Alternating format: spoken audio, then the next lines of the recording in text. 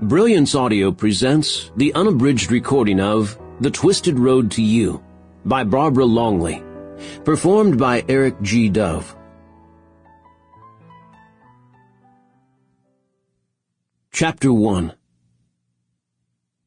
Wesley set his broom aside and checked the wall clock, almost the end of his shift. As soon as Langford and Lovejoy's day crew arrived, he'd head to the Perfect Diner for his daily dose of Carlie, the diner's pretty assistant manager. The food wasn't bad either. Anticipation thrummed through him, bringing a grin to his face. "You do that every morning," Ken grumbled. "It's creepy." Wes's smile widened.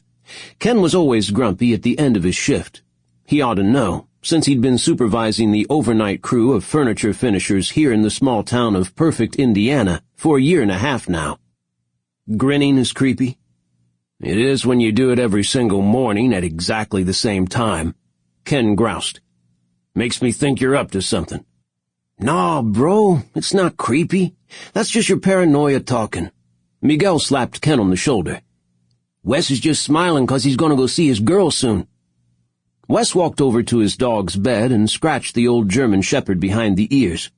Rex had already had his trip outside. He'd be fine here for a while. "I don't have a girl." "Right. Have it your way." Miguel chuckled and shook his head. "It takes a woman to put that stupid smile on most men's faces. But I guess for you, all it takes is eggs and bacon. How about I join you for breakfast this morning?" "Sure. But won't your wife be upset when you don't come home for the breakfast she'll have waiting for you?" "Good point." Miguel patted his flat belly. "Nobody cooks like my Celia. Guess I'll head home after all."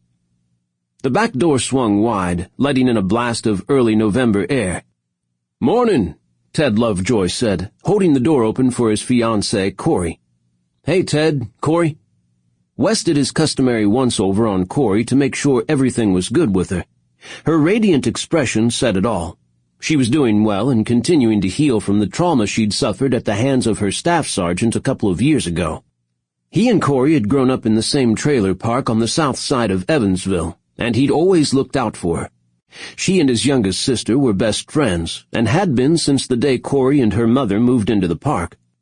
"How are the wedding plans coming along?" "I'm glad you brought it up," she said, taking him by the arm. "Come with me. I have a favor to ask." His stomach rumbled, but this was Corey. Hunger could wait. She led him to the storefront, dropped his arm. Sample complete.